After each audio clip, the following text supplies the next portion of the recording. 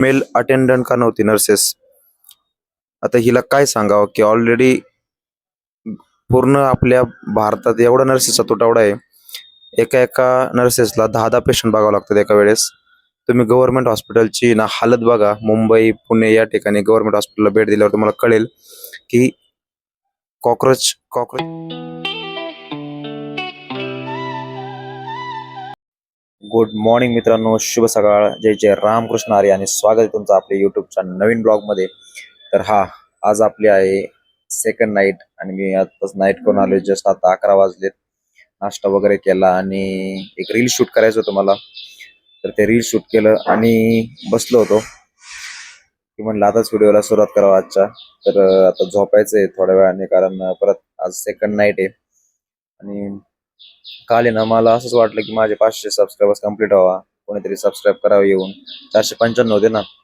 तर अचानक मी ते एक रील आपलं एक युट्यूबला व्हिडिओ टाकला शॉर्ट्समध्ये, नगारखान्याच्या तिथला. कारण रायगडला गेलतो, बरेच व्हिडिओ आहे आपल्याकडे तसे. नगारखान्याच्या तिथलं एक शिवाजी महाराजांचं सॉन्ग टाकून दिला आणि त्याला बघितलंच नाही. मी जवळपास 11-12ला माझे जेव्हा सगळे ड्युटीवरची कामं झाले तेव्हा बघितलं तर डायरेक्ट 16K भाई, 16K. आणि सबस्क्रायबर्स पण डायरेक्ट 25-26 ने वाढले. म्हणजे आता 525 सबस्क्रायबर झालेत. 523, सॉरी, काय असेल ते असेल. 500 क्रॉस झाले म्हणजे मॅनिफेस्टेशन. मी मनात म्हणत होतो प्लीज कर कर कर, काही करून झालं पाहिजे. आणि यात कन्सिस्टन्सी खूप महत्वाची आहे. कळशी मित्रांनो. बघू आता आपले 1000 सबस्क्रायबर, 1K कधी कम्प्लीट होतं ते. टार्गेट आहे आपले 3 मंथ्स आधीच झाले पाहिजे. Let's see. तर आता सध्या जेवण करून घ्यावं वाटते मला आणि डायरेक्ट झोपून घ्यावा. डायरेक्ट वर्कआउटला उठा आपले 4-5 वाजता. तर चलो. तर मित्रांनो, आता वाजलेत रात्रीचे 7 आणि आपली सेकंड नाईट ड्युटी आहे. तर आंघोळ वगैरे करून रेडी वगैरे झालतो आणि निघालो होतो. पण मला एक बोलायचं होतं की मी एक रील पोस्ट केली की ती ह्याच्या रिलेटेड होती की एक 15 वर्षाच्या मुलीवर आहे ना, हरियाणामध्ये गव्हर्नमेंट हॉस्पिटलमध्ये अत्याचार होतो, ते पण एका डॉक्टर कडून. आणि हरियाणाचे जे स्टेट कमिशनर ऑफ वुमेन वरची एक चेअरपर्सन आहे, रीना भाटिया म्हणून. तर ती येते आणि डायरेक्ट नर्सिंग, जे सुपरवायझर आहे, नर्सिंग स्टाफ आहे, त्यांना डायरेक्ट म्हणजे त्यांची मिलीत बघत याच्या सगळ्यात. ते डॉक्टरला मिळालेले तिथं. जेव्हा ती मुलगी डॉक्टरच्या इन्व्हेस्टिगेशनला गेली तेव्हा तिथं एक फिमेल अटेंडंट का नव्हती नर्सेस. आता हिला काय सांगावं की ऑलरेडी पूर्ण आपल्या भारतात एवढा नर्सेसचा तुटवडा आहे. एका एका नर्सेसला 10-10 पेशंट बघावं लागतात एका वेळेस. तुम्ही गव्हर्नमेंट हॉस्पिटलची ना हालत बघा. मुंबई, पुणे या ठिकाणी गव्हर्नमेंट हॉस्पिटलला भेट दिल्यावर तुम्हाला कळेल की कॉकरोचेस कसे त्यांचे किड्या मुंग्यासारखे माणसांचं जीवन झालेलं आहे. आणि हिचं म्हणणं काय की तिथं तुम्ही अटेंडंट का नव्हतं करत. आता काय झालं तिथं आपल्याला परिस्थिती माहित नाहीये. माझ्या व्हिडिओला पण भरपूर साऱ्या बेकार कमेंट्स येत होत्या की तू नर्सिंग साईडचा म्हणून तू नर्सिंगची बाजू घेतली. पण त्या मुलीला न्याय भेटला पाहिजे, कारण आता ती तिथं गव्हर्नमेंट हॉस्पिटल आली म्हणजे त्याची परिस्थिती पण एवढी खूप चांगली नसणार आहे की ती तिची बाजू मांडू शकेल कोर्टात वगैरे. कारण आज पैशापुढं सत्य झाकलं जातं. तर मला एवढंच म्हणायचं आहे की परिस्थिती काय आहे की डायरेक्ट कोणाला पण असं कोसू नका तुम्ही की नाही काय तुझ्यामुळे झालं, तू जबाबदार आहे, तुला सस्पेंड करणार. त्या डॉक्टरला आधी मारा, हा ना, त्याला जेलमध्ये टाका. त्याने तो ऑलरेडी चूक केली आहे.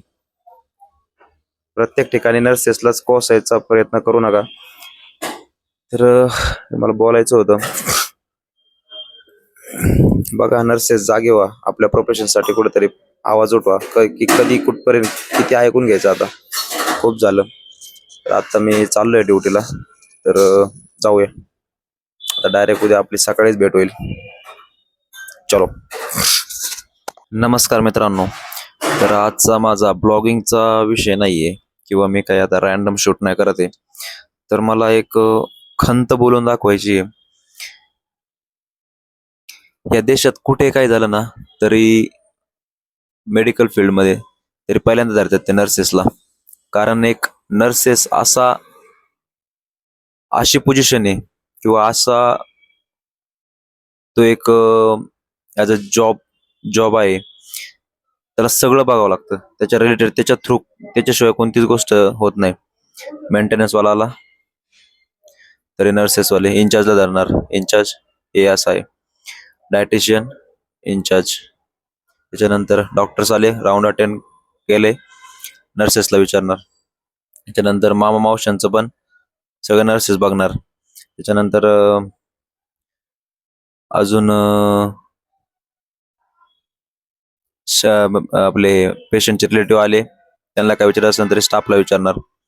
पेशंट स्टाफला विचारणार. ठीक आहे, मान्य आहे, सगळं आम्ही करतोय, पण यातून भेटतं काय? Suspend.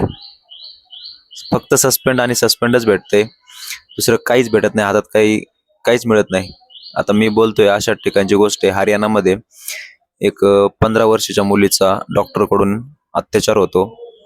It's very shameful, very shameful, लाजिरवाणी गोष्ट आहे. आणि तो डॉक्टर 5 वर्षापूर्वी ऑलरेडी एक रेप केसमध्ये आतमध्ये गेलता, तरी पण तो सुटून बाहेर कसा आला? त्याला सस्पेंड नाही केलं तुम्ही, त्याची डिग्री होल्ड नाही केले, त्याचे डॉक्युमेंट्स फ्रीज नाही केले, तो परत जॉबवर कसा येऊ शकतो? आणि ते पण एका फिमेल, त्याला अशा डिपार्टमेंटमध्ये टाकले की जिथे फिमेल एक्झामिनेशन, फिजिकल एक्झामिनेशन करावं लागते. ठीक आहे, मान्य नर्सेसची पण असेल, पण तुम्ही डायरेक्ट सस्पेंड मागताय. आणि ती रानू भाटिया, कोण स्टेट कमिशन ऑफ वुमेन हरियाणाची प्रेसिडेंट आहे, चेअरपर्सन आहे, ती म्हणतीये तुझी मुलगी असते तिथं 15 वर्षाची, तिला सोडू का त्याच्यासोबत? Is that right?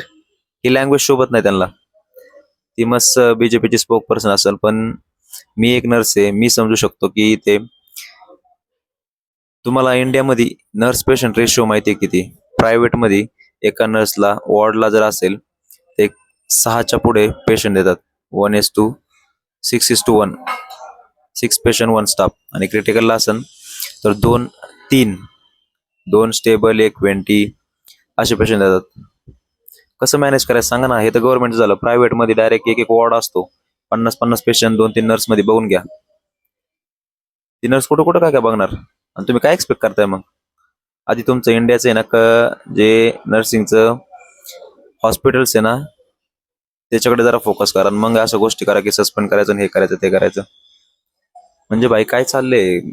मला तर त्या मॅडमचं अजिबात पटलेलं नाहीये, त्या रेणू भाटिया मॅमचं, की असं बोलणं बरोबर नाही. प्रॉपर इन्व्हेस्टिगेट करा. आणि तुम्ही का बोलताय? तो पण एक गव्हर्नमेंट पर्सन आहे, तुम्ही गव्हर्नमेंट पर्सन आहे, तुम्हाला काही बोलायचा हक्क नाही. तुम्ही एका रूटनी जा ना, कंप्लेंट करा, कंप्लेंट रेज करा, नंतर पोलिसांना बोलवा. सगळे पोलिस तुमच्याच बाजूने दिसतात, नर्सेसच्या बाजूने कोण आहे? आणि कधी कोणीच नर्सेसच्या बाजूने उभं राहिलेलं नाही, आजपर्यंतचा इतिहास आहे. तर नर्सेस, मला एवढंच सांगायचं, जेवढे कोणी स्टाफ नर्सेस असेल, हा व्हिडिओ युट्यूबवर तुमच्यापर्यंत येईल, तर जागे व्हा. जिथे कुठे तुमच्यावर अन्याय होत असेल तर कंप्लेंट रेज करा. शांत बसू नका की चाललंय चलू द्या, आज नाही उद्या होईल, हे नाही ते होईल. नाही नाही नाही नाही, तुमच्यावर मग तुम्ही जर अत्याचार सहन करून घेत असाल तर हा सगळ्यात मोठा गुन्हा आहे, मी तुम्हाला सांगतो.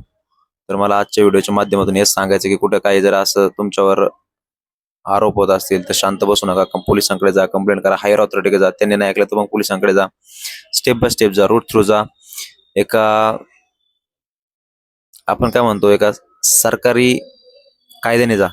संविधानाने दिले तुम्हाला, संविधान दिले तुम्हाला, बोलायचा हक्क आहे, कंप्लेंट करायचा हक्क आहे, तुम्हाला सगळे हक्क दिले ते त्या थ्रू जा. तर हा आजचा व्हिडिओ माझ्या सगळ्या नर्सेससाठी. तर आणि आपला 12 जूनला नर्सेसवर मूवी पण येतोय, तर तो जरूर जाऊन बघा, कारण 2च दिवस राहिलेत. आणि अनुजा कुलते मॅमचं त्याच्यात किती शौर्याची गोष्ट आहे आपल्या नर्सिंगसाठी. तर मी तर नक्की जाणार आहे आणि तुम्हाला नक्की रिव्ह्यू देतो की कसा होता मूवी.